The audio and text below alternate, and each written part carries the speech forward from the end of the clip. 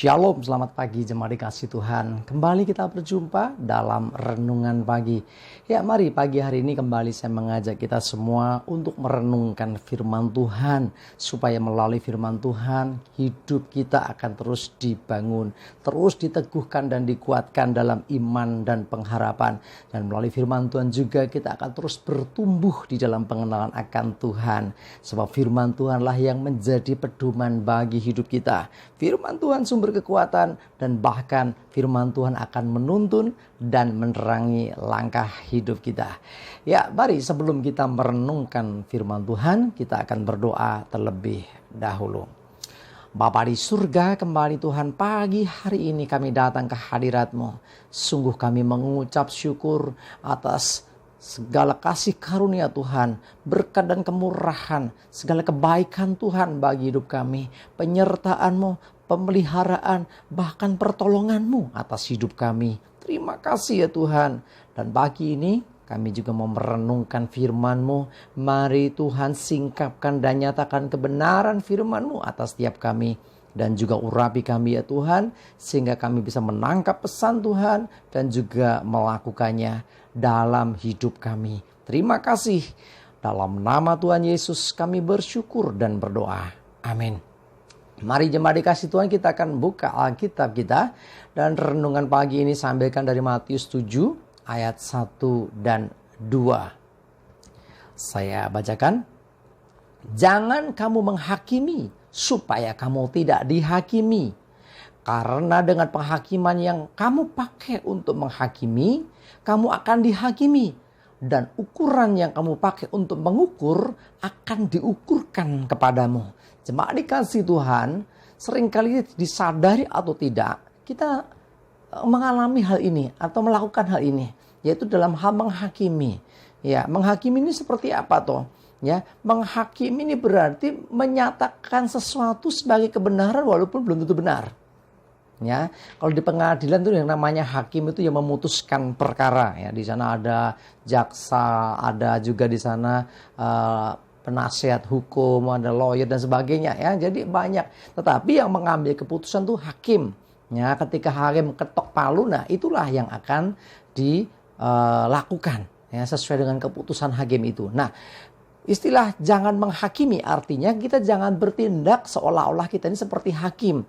Jadi bertindak bahwa seakan-akan bahwa kita ini berhak memutuskan segala sesuatu, berhak menyatakan segala sesuatu, terlebih terhadap orang lain. Misalnya ada orang yang menurut kita dia nggak benar, akhirnya kita menghakimi, kita mengatakan wah orang itu jadi orang kok begini begitu ya. Jadi artinya kita mencari kelemahan orang dan akhirnya menyatakan itu seakan-akan kebenaran. Seakan-akan bahwa yang kita sampaikan itu pasti benar gitu loh. Nah, firman Tuhan mengatakan jangan menghakimi supaya kamu nggak dihakimi. Bahkan dikatakan karena dengan penghakiman yang kita pakai, ya kita pun akan dihakimi. Dengan ukuran yang kita pakai untuk mengukur orang lain, itu akan diberlakukan untuk kita juga. Kalau kita memandang orang lain, misal saja nih, ada satu kali teman kita gitu ya, berangkat kerja terlambat.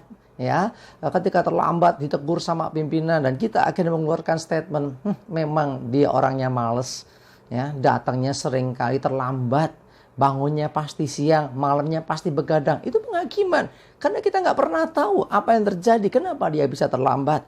Apakah betul karena dia begadang? Apakah betul karena dia bangun kesiangan? Kan belum tentu juga.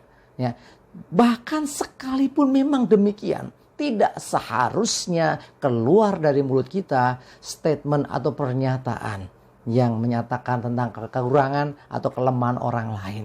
Jemaat dikasih Tuhan ya, jangan mudah menghakimi, jangan mudah istilahnya menilai orang lain. Karena bagaimanapun juga ya kita pun punya kelemahan ya, dan satu hal yang pasti firman Tuhan mengatakan penghakiman yang kita pakai untuk menghakimi orang lain juga akan dipakai untuk menghakimi kita sendiri. Jadi standar yang kita pakai itu akan diukurkan kepada kita.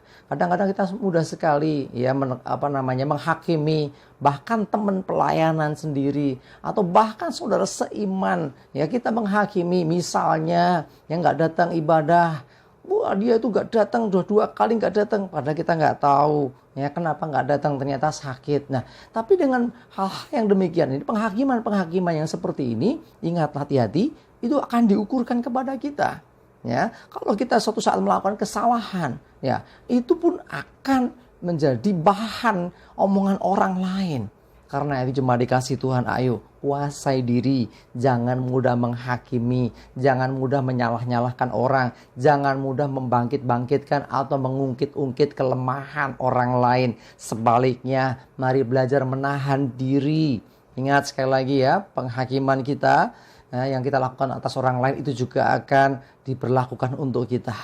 Mari jemaat dikasih Tuhan, terhadap saudara seiman terlebih lagi ya, jaga untuk kita tidak saling menghakimi. Sebaliknya, kita berusaha menanamkan kasih, berusaha untuk kita tidak mudah untuk menilai orang lain. Sebaliknya, mari belajar introspeksi diri, karena kita pun tentu juga punya banyak kekurangan, kita pun belum sempurna. Karena itu, mari belajar untuk tidak mudah duding, orang Jawa bilang ya, menuduh kamu tuh begitu ya. Kalau dalam kita menunjuk gitu kan, satu yang empat menunjuk ke kita. Karena tuh hati-hati ya, jangan mudah menghakimi supaya kita tidak dihakimi. Karena ukuran kita, takaran kita itu juga akan diberlakukan atas hidup kita. Amin, kita berdoa. Bapa di surga, terima kasih Tuhan untuk firman-Mu pagi ini yang menegur kami supaya kami tidak menghakimi orang lain, tidak menilai orang lain, tidak membuka kelemahan, kekurangan orang lain. Sebaliknya Tuhan, biarlah kami belajar introspeksi diri, menilai diri kami sendiri, supaya kami berhati-hati bahwa kami juga banyak kekurangan dan kelemahan. Terima kasih Tuhan, ampuni kami kalau selama ini mungkin kami sering menilai orang, menghakimi orang lain, baik yang kami sadari atau tidak kami sadari, dan itu menyakitkan hati orang lain. Ampuni kami Tuhan, dan biarlah kami belajar mulai saat ini Tuhan, menguasai diri, mengendalikan diri untuk tidak cepat-cepat menghakimi orang lain. Terima kasih ya Tuhan, kami mengucap syukur dan menyerahkan hari ini hidup kami terus dalam pimpinan Tuhan. Jauhkan celaka dan mara bahaya, biarlah damai sejahtera dan berkat Tuhan senantiasa menyertai kami semua. Dalam nama Tuhan Yesus kami bersyukur dan berdoa. Amin. Mari jemaat dikasih Tuhan, semangat terus ya. Maju terus dalam iman dan pengharapan. Tuhan Yesus memberkati kita semua. Amin.